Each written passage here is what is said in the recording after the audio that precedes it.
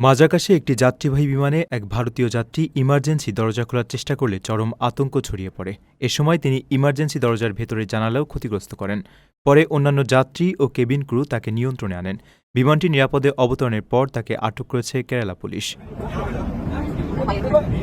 India today জানিয়েছে, বুধবার রাতে বাটিক এয়ারের ফ্লাইটটি কুয়ালালামপুর থেকে কোচির উদ্দেশ্যে ছেড়ে যায়। অভিযুক্ত যাত্রীর নাম জামশের।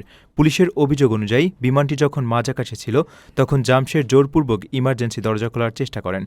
এর আগে তিনি দরজার ভেতরে জানালায় আঘাত করে সেটি ক্ষতিগ্রস্ত করেন। এছাড়া তিনি অন্যান্য যাত্রী ও কেবিন ক্রুদেরও হুমকি দেন বলে অভিযোগে উল্লেখ করা হয়েছে।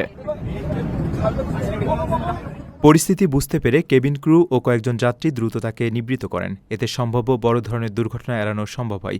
বৃহস্পতিবার ভোরে বিমানটি অবতরণ করলে জামশেরকে কেরালা পুলিশ আটক করে। বিমানে থাকা যাত্রীরা ঘটনার বর্ণনা দিয়ে জানান, গভীর রাতে অধিকাংশ যাত্রী ঘুমিয়েছিলেন। হঠাৎ বিমানের ভেতরে বাতাস ঢোকার মতো শব্দ শুনে সবাই জেগে ওঠেন। তখন দেখা যায় ওই ব্যক্তি ইমার্জেন্সি দরজা জানালা ভেঙে দরজা খোলার চেষ্টা করছেন। তবে বিমানের নকশা ও কেবিনের বায়ুচাপের কারণে দরজাটি খুলতে পারেননি।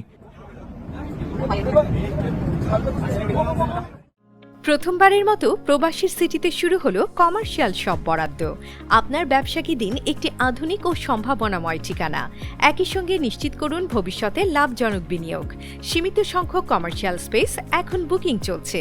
স্ক্রিনে প্রদর্শিত নাম্বারে আজই যোগাযোগ করুন এবং আপনার পছন্দের শপটি বুকিং নিশ্চিত করুন। স্পেস সীমিত, তাই দেরি নয়, আজই বুকিং করুন। প্রবাসীর সিটি, আপনার ব্যবসা ও বিনিয়োগের স্মার্ট সমাধান।